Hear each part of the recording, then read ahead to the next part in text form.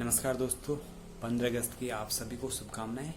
आज के वीडियो में मैं आपको हिंदू धर्म, हिंदू दर्शन के बारे में कुछ महत्वपूर्ण बातें बताऊंगा। सो प्लीज़ इसे वीडियो को पूरा देखिए और आपका कोई सजेशन हो तो प्लीज़ कमेंट बॉक्स में ज़रूर कमेंट करिएगा। धन्यवाद। दोस्तों, आपने अभी हाल ही में जाना होगा कि जैसे ही राम मंदिर बनने की घोषणा हुई हमारे माननीय सुप्रीम कोर्ट के द्वारा, फिर से वही चर्चा शुरू हो गई। हिंदू रिलीजन, हिंदू धर्म, सेक्युलर इंडिया और तमाम अन्य तरह की बातें। आपको ये जानकर हैरानी होगी, सदियों से विदेशी और देसी ताकतें भारतीय संस्कृति, सनातन धर्म को बदनाम करने की कोशिश करते आ रही हैं। आजकल हम सभी ने देखा है कि हिंदू और हिंदू धर्म पर एकदम घमासान छिड़ा हुआ है। भगवा पे डिस्कशन चल रहा है। सबको सेकुलर इंडिया की याद आ रही है। ये कहना होगा कि बहुत बड़े आश्चर्य की बात है कि हिंदू मेजॉरिटी होते हुए भी इंडिया में एक माइनॉरिटी की तरह रहता है। पर आप लोगों ने देखा होगा, जैसे ही हिंदू समाज में अभी जागरूकता बढ़ रही है, जो अन्य धर्म के ठेकेदार हैं उनके पेट में दर्द होना शुरू हो गया है। कोई भाईचारे की बात कर रहा है, कोई तहजीब की बात कर रहा है, कोई गांधी जी की बात कर रहा है। अब आश्चर्य की बात यह है कि गांधी जी भी तो राम राज्य ही चाहते थे। उन्होंने भी तो बोला था, रघुपति राघव राजा राम, पतित पावन सीताराम। तो वही राम राज्य तो अभी आ रहा है। भारत मात्र दुनिया का ऐसा देश है जहां अपने आप को हिंदू कहना गलत है। ऐसा पुरानी सरकारों ने माहौल बनाया है। हम सबको यह समझना होगा, हिंदू कोई इंसान नहीं, कोई धर्म नहीं, ये एक संस्कृति है जो दसियों हजारों साल पुरानी है। हिंदू एक जीवन दर्शन है, जीवन जीने की कला है। इसको सिर्फ लोगों, पूजा पद्धति से जोड़ना गलत है।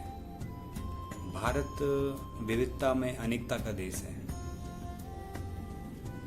ऐसा क्या है इस संस्कृति में कि हमारे देश में लाखों आक्रमण हुए, हमारी संस्कृति को तहस नहस किया गया, हमारी पूजा पद्धतियों को बदनाम किया गया। इसके बावजूद ये संस्कृति बची हुई है और हिंदू शब्द भी बचा हुआ है। ये सोचने का विषय है। Hindustan Aeronautics, Hindustan Times, Hindustan Machine and Tools, इन सभी कंपनियों में आपने देखा होगा नाम हिंदुस्तान है, हिंदू है। तो क्या ये नाम आरएसएस या बीजेपी की ने दिए हैं? क्या ये कंपनियां इनकी कंपनियां हैं? नहीं, इनके नाम में हिंदू क्या आरएसएस या बीजेपी ने बनाया है? ये इस बात का प्रमाण है कि हिंदू शब्द हमारे जीवन का एक अहम हिस्सा है।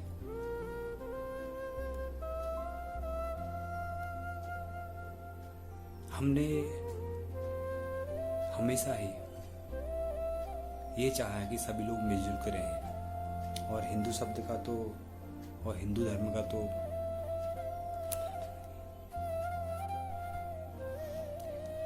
हिंदू धर्म या हिंदू दर्शन हमेशा से ही वासुदैव कुटुंबकम की विचारधारा को फॉलो करते आ रहे हैं।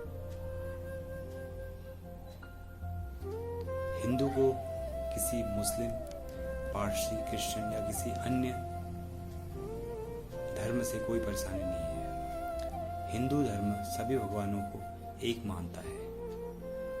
वो तो साईं बाबा हो या फिर जैन ऋषि हो, सबको एक ही नज़र से देखता है।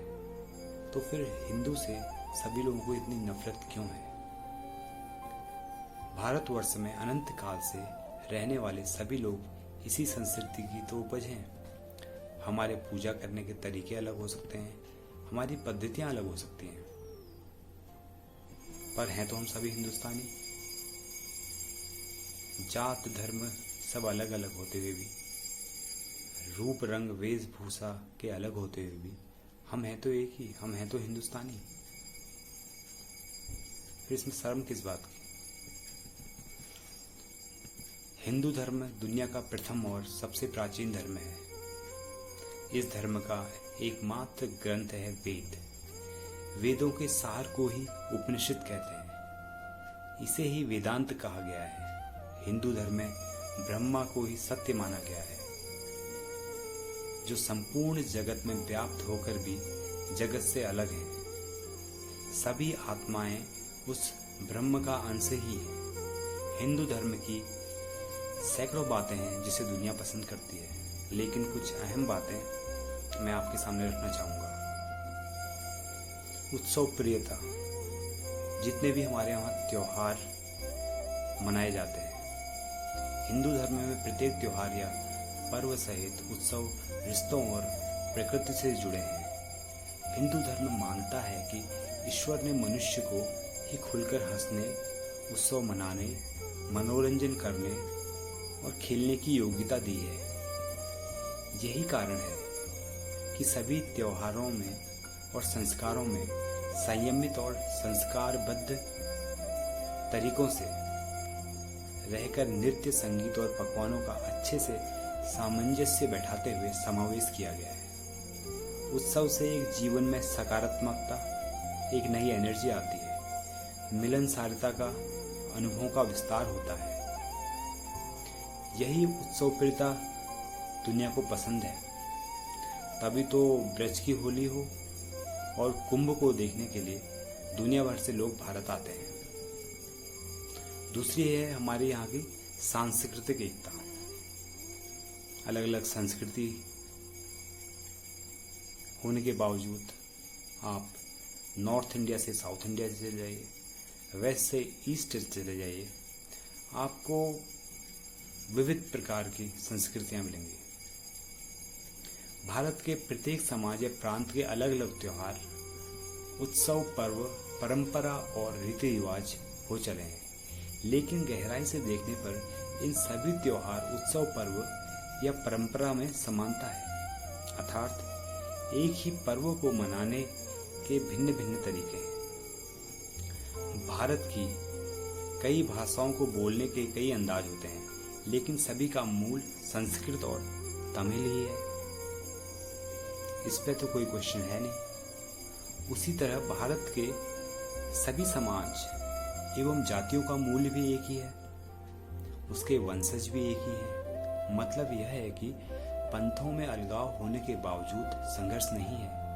अलग अलग मान्यताओं का एक ही परिवार में वास है और सभी हंसी खुशी से रहते हैं। यही बात पूरी दुनिया के लिए एक हैरान कर देने वाली विषय है कि इतनी विविधताओं के बावजूद भी भारत में इतनी एकता कैसे है। और इसी एकता को तोड़ने के लिए नाना प्रकार के प्रचंड रचे जाते हैं, वो चाहे हमारे देश के अंदर ही हैं या देश की बाहरी ताकतों के द्वारा। तो इसमें आप लोगों और हमें बहुत समझदारी से काम लेना है कि हमारा जो एकता का धागा है कभी टूटे ना। एक चीज़ और आपने देखी होगी, हमारे धर्म में धार्मिक शिक्षा पर कोई जोर नहीं है, कोई जोर जबरदस्ती नहीं की जाती है। हिंदू धर्म एक कट्टरपंथी धर्म नहीं है। किसी भी प्रकार का कोई सामाजिक दबाव नहीं है। धार्मिक शिक्षा के लिए कोई जोर जबरदस्ती नहीं है। हिंदू धर्म मानता है कि शिक्षा तब सभी तरह की होनी चाहिए। सिर्फ धार्मिक आधार पर शिक्षा का होना जरूरी नहीं है।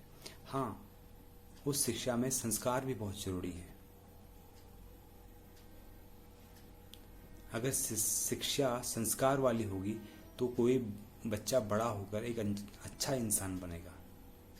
और शिक्षा का महत्व भी तभी है जब वो एक इंसान को सच्चा बनाए। एक चीज और आपने नोटिस करी होगी, हमारे तीर्थ और मंदिर। हिंदू धर्म के सभी तीर्थ और प्रमुख मंदिर को हर कोई देखना चाहेगा। हर धर्म से जुड़ा व्यक्ति वहां जाकर खुद में खुशी महसूस करता है, क्योंकि वहाँ आपको घंटियों की मधुर आवाज़ के साथ साथ एक ऐसा आध्यात्मिक वातावरण भी मिलता है जिसके सानिध्य में रहकर आप खुद को प्रसन्न और शांत कर सकते हैं। हिंदू धर्म तीर्थ स्थलों में विदेशी सैलानी ऐसे ही नहीं घूमते। आपने कई विदेशी देखे होंगे, कई बिजनेसमैन देखे होंगे, बिल गेट्स, स्टीव जॉब्स, जो इंडिया में आए, यहाँ की पूजा पद्धति में रमे और उनका बिजनेस कहाँ से कहाँ पहुँच गया। उन्हें वो ज्ञान प्राप्त हुआ जो उनको अपने देश में प्राप्त नहीं हुआ। तो इसीलिए हिंदू धर्म एक हिंदू दर्शन भी है। सह अस्तित्व और स्वीकार्यता, परोपकार, सहिष्णुता, उदारता, मानवता और लचीलेपन की भावना से सह अस्तित्व और सभी को स्वीकारने की भावना का विकास होता है।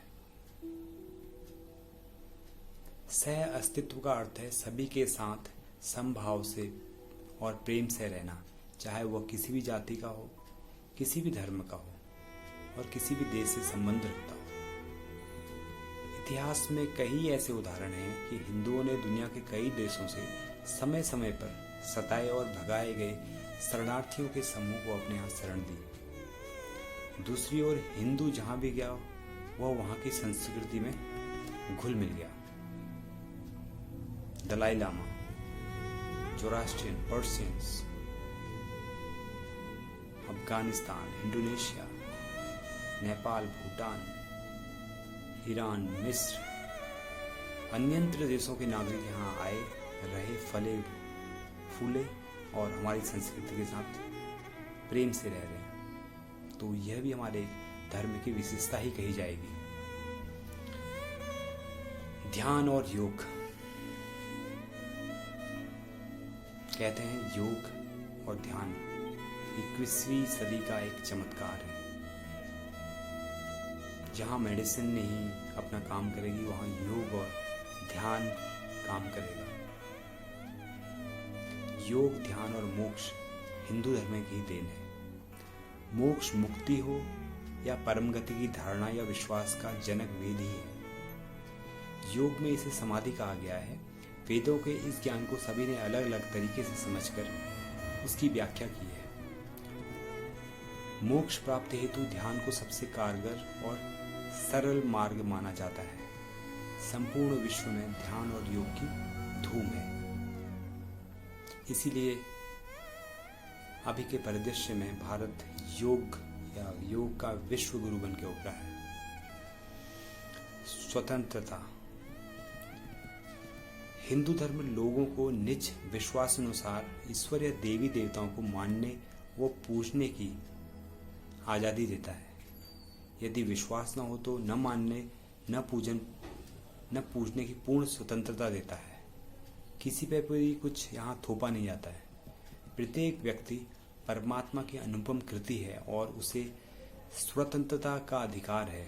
वह इसके लिए बाध्य नहीं है कि वह मंदिर जाए, प्रार्थना करे या समाज के किसी नियम को माने। यही कारण रहा है कि हिंदुओं में हजारों वैज्ञानिक, समाज सुधारक और दार्शनिक हुए हैं जिन्होंने धर्म की नई ऊंचाइयों पर पहुंचाया है, जिन्होंने धर्म में बाहर से आकर की गई बुराइयों को समय समय पर आलोचना भी की है। हिंदू लोग जानते हैं कि सांस्कारिक उन्नति और आध्यात्मिक सुख की प्राप्ति के लिए स्वतंत्र विचारों की आवश्यकता रहती है। हाँ, हिंदू धर्म में यह जरूर कहता है कि स्वतंत्रता में स्व अनुशासन होना जरूरी है। यह आपकी और दूसरों की स्वतंत्रता का कायम कर रखने और धर्म, देश एवं समाज को व्यवस्थित करने के लिए जरूरी है। पुनर्जन्म और कर्मों का सिद्धांत, हिंदू ही एकमात्र ऐसा धर्म है जहाँ हिंदू धर्म पुनर्जन्म और कर्म के सिद्धांत में विश्वास रखता है। इसका अर्थ है कि आत्मा जन्म एवं मृत्यु के निरंतर पुनरावर्तन की शिक्षात्मक प्रक्रिया से गुजरते हुए अपने पुराने शरीर को छोड़कर नया शरीर धारण करती है और जन्म और मृत्यु का यही चक्र तब तक चलता रहता है जब तक आत्मा मोक्ष प्राप्त नहीं करती। इसीलिए कई तरह के कर्म बताए गए हैं जिसके चलते प्रारब्ध कर्म का निर्माण होता है। दुनिया के वैज्ञानिक और दार्शनिक अब पुनर्जन्म और इस कर्म सिद्धांत को समझने लगे हैं। और दोस्तों, वो दिन दूर नहीं जब पूरी दुनिया इस बात को मानेगी। अभी तक की सबसे बड़ी समस्या यह है कि हम लोगों ने इसे खुद ही स्वीकार नहीं किया गया है, क्योंकि जब हम इसे स्वीकार नहीं करेंगे तो दूसरा व्यक्ति कैसे स्वीकार करेगा। यही हमारे देश की विडंबना है कि हमने बाहर से आई हुई चीज़ों को तो बहुत आसानी से अपना लिया, पर अपने देश की जो हमारी मूलभूत, जो हमारा आधार, जो हमारा स्तंभ था, हमने उसको कभी महत्व दिया ही नहीं। इसीलिए पौराणिक समय में देश के इतने आगे होते हुए भी, सब कुछ होते हुए भी आज हम पिछड़े हुए हैं। पर मेरा ये मानना है कि देर सवेर हम अपनी पुरानी उसी परचम को जरूर हासिल करेंगे। हिंदू धर्म के साधु और दार्शनिक। हिंदू धर्म में ऐसे सैकड़ों चमत्कारिक संत या साधु हुए हैं जिन्होंने दुनिया के दूसरे देशों और धर्म के लोगों को प्रभावित किया है और उन्हें सच्चे ज्ञान का मार्ग दिखाया है। इसी तरह ऐसे भी सैकड़ों दार्शनिक हुए हैं जिनकी दुनिया कायल है। शिरडी के साईं बाबा, नीम करौली वाले बाबा जैसे चमत्कारिक बाबा और जे कृष्णमूर्ति, ओशो राजनीश एवं विवेकानंद जैसे दार्शनिकों को दुनिया मानती है और पसंद भी करती है, और इनके दुनिया में हजारों फॉलोअर्स हैं। इनकी ऑर्गेनाइजेशन चल रही है जो जहां पूरी दुनिया में अच्छे अच्छे कार्य कर रहे हैं, समाज को आगे बढ़ाने के लिए योगदान दे रहे हैं। रहस्य और रोमांच। हिंदू धर्म में रहस्य को महत्व दिया गया है। जीवन में यदि रहस्य नहीं है, क्यूरियोसिटी नहीं है, आप जिसे बोलते हैं, तो रोमांच और उत्साह भी नहीं रहेगा। हर वक्त किसी बात की खोज करना ही रोमांच है। इसीलिए हिंदू धर्म एक रहस्यवादी धर्म है। जीवन, आत्मा, पुनर्जन्म, परमात्मा और यह ब्रह्मांड एक रहस्य ही है। इस रहस्य को जानने का रोमांच मनुष्य में आदिकाल से ही रहा है। जिस मनुष्य को इस रहस्य को जानने में रुचि नहीं है वह पशुवत समान ही है। जीवन समझो व्यर्थ ही गया। हिंदू धर्म मानता है कि मनुष्य का जन्म खुद को जानने के लिए ही हुआ है।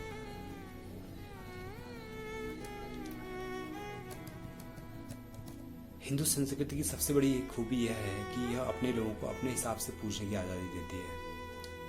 दूसरी तमाम संस्कृतियों में वहाँ के लोगों को ऐसी आज़ादी नहीं दी गई है। शायद यही वजह है कि हिंदू संस्कृति को आध्यात्म के लिए सबसे उन्नत माना गया है। यहाँ लोग स्वाभाविक रूप से सांस्कृतिक सुख के परे जाकर अंदरूनी आनंद की ओर देखने लगे हैं। यही वजह है कि इस संस्कृति में इतनी शक्तिशाली आध्यात्मिक प्रक्रियाएं विकसित हुई हैं जो अब साइंटिफिकली और लॉजिकली प्रूव हो रही है। आध्यात्मिक प्रक्रिया किसी भी संस्कृति में आकार ले सकती है, लेकिन इसके लिए जरूरी है कि उस संस्कृति के लोगों की सांस्कृतिक आवश्यकताएं पूरी हो चुकी हों।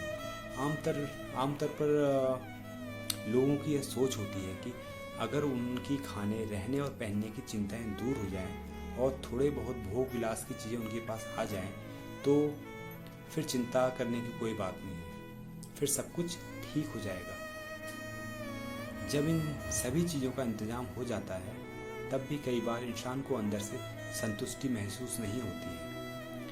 यही वह वक्त है कि जब इंसान स्वाभाविक रूप से अपने अंदर खोजना शुरू करता है।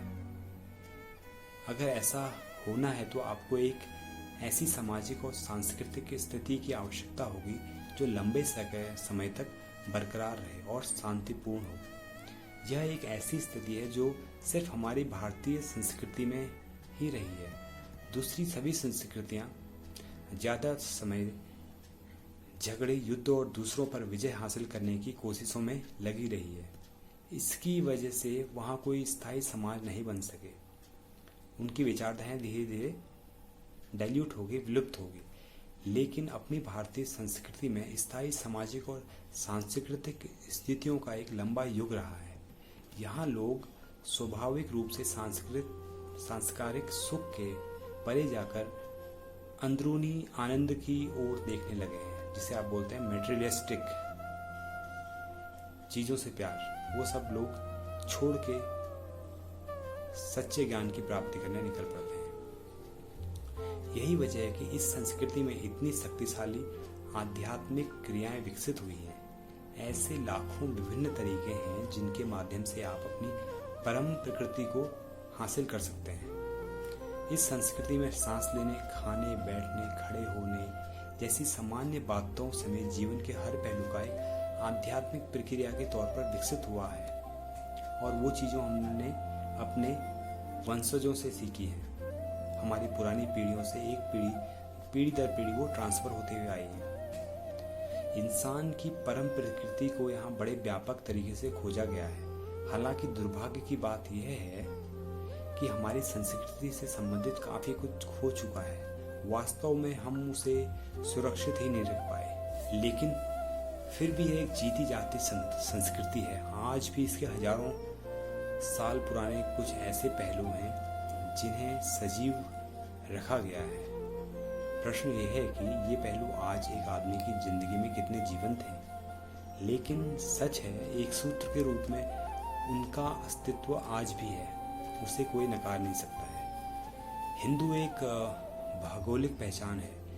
जो कोई भी सिंधु नदी की जमीन या फिर सिंधु घाटी की सभ्यता में पैदा हुआ वह हिंदू है, वो चाहे किसी भी धर्म का हो। मार्क ट्वेन ने इस बात को बहुत साधारण तरीके से रखा। भारतीय राष्ट्रवाद को लेकर उनके मन में बड़ा कौतूहल था।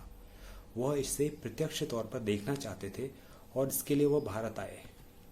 उनके पास एक अच्छा गाइड था जो उन्हें सही जगहों पर ले गया।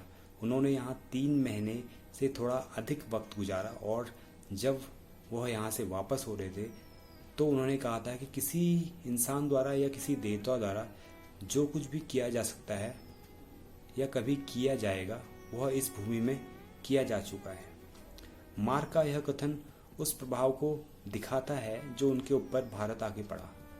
मानवीय चेतना के बारे में जितना कुछ इस भूमि में किया जा चुका है वह इस धरती पर कहीं देखने को नहीं मिलता। यह एकमात्र ऐसी संस्कृति है जिसका अपना कोई धर्म नहीं है। अगर अब धर्म से हमारे यहाँ अपनी जगह बना ली है तो यह बाहरी प्रभावों की वजह से, नहीं तो एक संस्कृति के तौर पर यहाँ कोई धर्म नहीं है। यह सबके जीवन की शैली में बसा हुआ है, आप समझ लीजिए।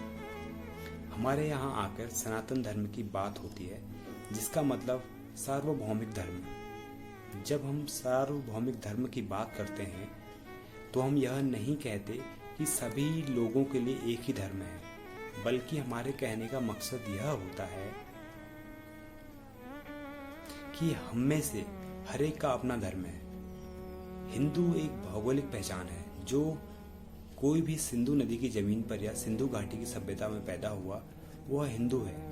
ऐसे में हो सकता है कि आप किसी पुरुष की पूजा करते हो या किसी महिला की पूजा करते हो। यह भी हो सकता है कि आप किसी सांप की पूजा कर सकते हो, आप किसी पत्थर को पूजते हो, आप पेड़ को पूजते हो, आप प्रकृति की पूजा करते हो, लेकिन आप कहलाएंगे तो हिंदू ही।